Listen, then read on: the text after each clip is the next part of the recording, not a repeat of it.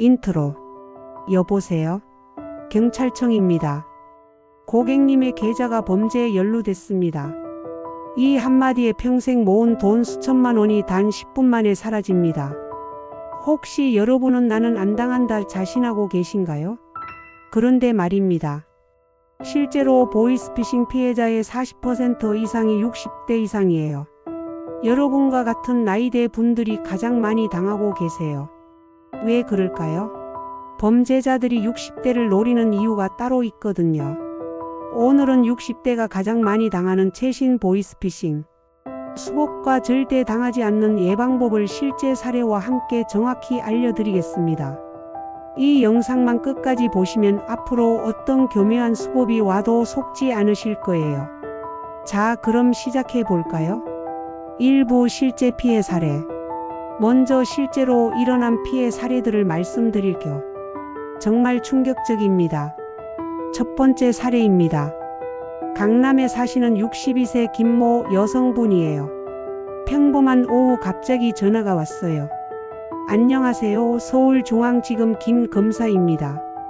따님이 보증인으로 들어간 사기 사건이 있는데 지금 당장 돈을 입금하지 않으면 따님이 체포될 수도 있습니다. 딸 걱정에 깜짝 놀란 김씨.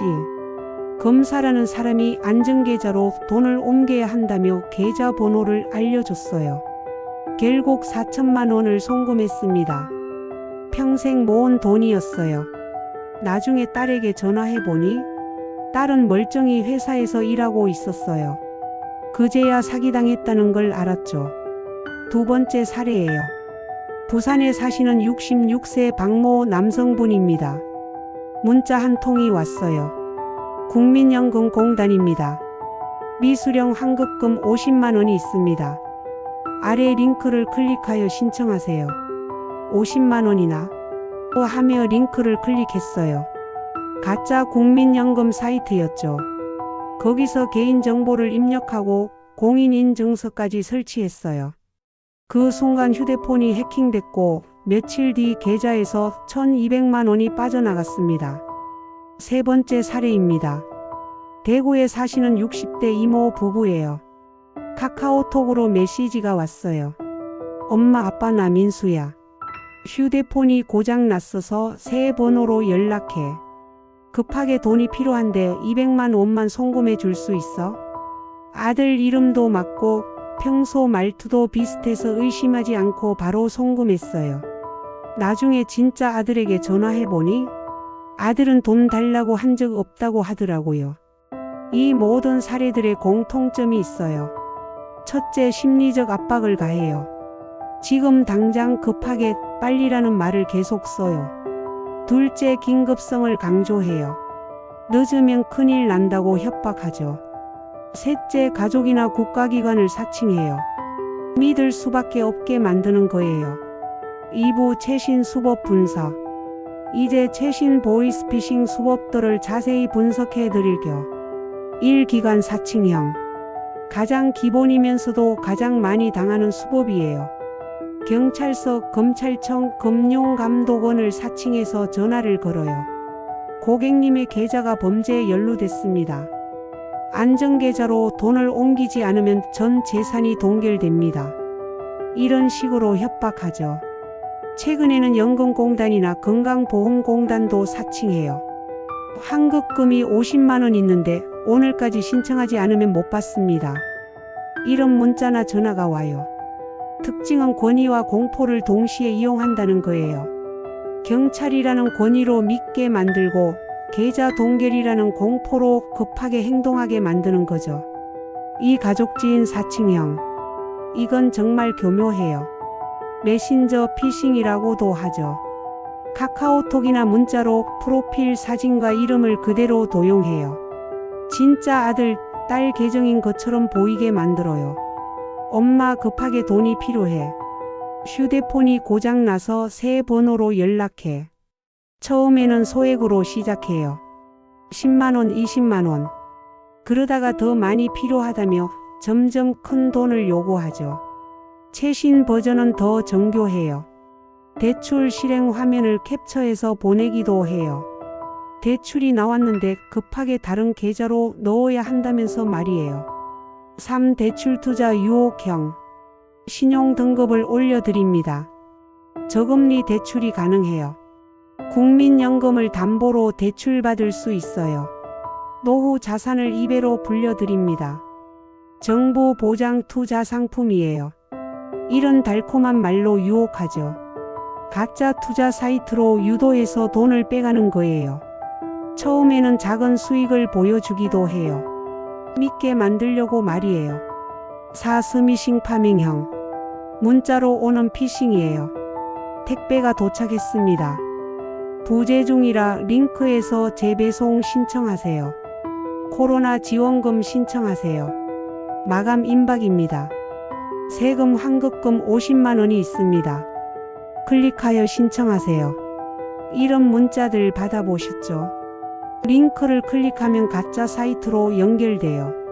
거기서 개인정보, 공인인증서, 계좌 비밀번호를 입력하게 만들어요. 5. AI 보이스피싱 -2024년 신종 수법. 이건 정말 소름 끼쳐요. 가족의 목소리를 AI로 합성하는 거예요. 3분만 통화해도 목소리를 복제할 수 있어요. 아빠 나야. 사고가 났어. 급하게 병원비가 필요해. 진짜 아들 딸 목소리와 똑같아요. 울음소리까지 흉내내요. 2024년부터 이런 사례가 급격히 늘고 있어요. 가장 위험한 신종 수법이에요. 3부 왜 60대가 표적이 되는가? 범죄자들이 왜 60대를 노릴까요? 이유가 있어요. 첫 번째, 디지털 취약성. 60대 분들은 스마트폰이나 인터넷을 쓰시긴 하지만 보안에 대한 지식이 부족하신 경우가 많아요. 링크 클릭하면 안 된다. 앱 함부로 설치하면 안 된다. 이런 기본 상식이 부족할 수 있거든요. 범죄자들이 이걸 노려요. 두 번째, 자산 집중. 60대가 평생 모은 목돈을 가지고 계시잖아요. 퇴직금, 연금, 부동산 매각, 대금. 범죄자들이 60대를 노리면 큰 돈을 한 번에 뺄 수 있다고 생각하는 거예요. 세 번째, 가족의 이용. 60대 분들의 가장 큰 약점이 자식 사랑이에요. 딸이 사고 났다, 아들이 보증을 섰다 이런 말에 순간적으로 판단력이 흐려지시죠. 범죄자들이 이 세 가지를 정확히 알고 노리는 거예요. 4부 실전 예방법. 이제 절대 당하지 않는 예방법을 알려드릴게요. 1. 전화문자 원칙. 이거 꼭 기억하세요. 정부기관이나 금융기관은 전화로 계좌번호나 비밀번호를 절대 물어보지 않습니다. 경찰서든 은행이든 연금공단이든 마찬가지예요. 즉시 송금하라고 하면 100% 사기예요. 통화 중에 당황되면 일단 전화를 끊으세요. 그리고 직접 해당 기관에 전화해서 확인하세요. 예를 들어 경찰서라고 하면 112에 전화해서 이런 전화가 왔는데 진짜냐고 물어보세요. 이 메신저 확인법. 가족이나 지인이 메신저로 돈을 달라고 하면 무조건 전화로 본인 확인하세요. 급하게 돈이 필요하다는 메시지가 오면 의심부터 하세요. 진짜 급한 일이면 직접 전화할 거예요. 메시지로만 연락할 이유가 없어요. 3. 금융보안. 공인인증서, OTP, 보안카드 번호를 절대 사진 찍어서 보내지 마세요. 가족이라고 해도 안 돼요. 인터넷 뱅킹 비밀번호는 3개월에 한 번씩 바꾸세요. 모르는 사람이 보내는 앱 설치 링크는 절대 클릭하지 마세요. 4. 스마트폰 보안 설정. 스마트폰에서 알 수 없는 출처 앱 설치를 차단해 두세요. 설정 보안 알 수 없는 앱 설치 허용 체크 해제. 금융 관련 알림은 반드시 켜두세요. 계좌에서 돈이 나가면 즉시 알림이 와야 해요. 백신 앱도 설치하시고 일주일에 한 번씩 검사하세요. 5. 피해 당했을 때 대응법. 만약 돈을 송금해 버렸다면 몇 분이 중요해요. 즉시 110이나 금융감독원 1332번에 신고하세요. 지급 정지를 신청하면 상대방 계좌를 동결시킬 수 있어요.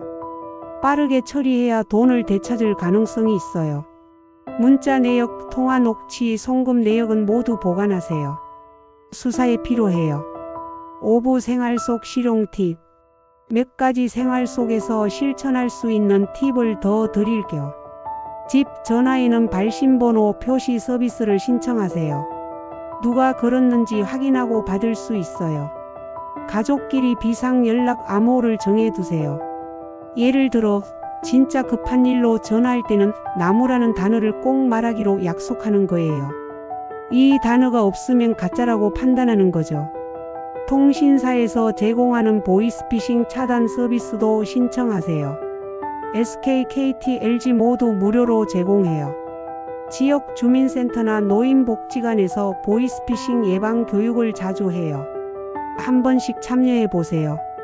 6부 요약. 마지막으로 오늘 말씀드린 내용을 정리하겠습니다. 보이스피싱은 계속 진화하고 있어요. 기관 사칭, 가족 사칭, 대출 투자 유혹, 스미싱, AI 보이스피싱까지 정말 교묘해지고 있습니다. 60대가 표적이 되는 이유는 디지털 취약성, 목돈 보유, 그리고 가족에 대한 사랑 때문이에요. 예방 원칙을 다시 한번 말씀드릴게요. 첫째, 전화로 계좌를 요구하면 100% 사기입니다. 둘째, 가족이라고 해도 돈 요구하면 꼭 확인 전화하세요. 셋째, 모르는 링크는 절대 클릭하지 마세요. 넷째, 피해를 당했다면 몇 분 내에 110이나 1332에 신고해서 직업 정지를 신청하세요. 보이스피싱은 더욱 정교해지고 있습니다. 나는 절대 안 당한다는 방심이 가장 큰 위험이에요. 오늘 제가 알려드린 원칙만 지켜도 여러분의 소중한 노후 자산을 지킬 수 있습니다.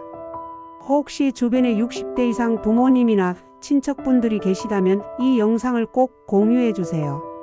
한 분이라도 더 보이스피싱으로부터 보호할 수 있을 거예요. 앞으로도 60대를 위한 실생활 안전정보, 재정관리, 건강정보를 계속 올리겠습니다. 구독 버튼을 눌러두시면 보이스피싱뿐만 아니라 노후를 지키는 핵심 정보들을 놓치지 않고 받아보실 수 있어요. 좋아요와 댓글로 응원해 주시고 다음 영상에서 만나요. 여러분의 소중한 노후가 안전하길 바랍니다. 감사합니다.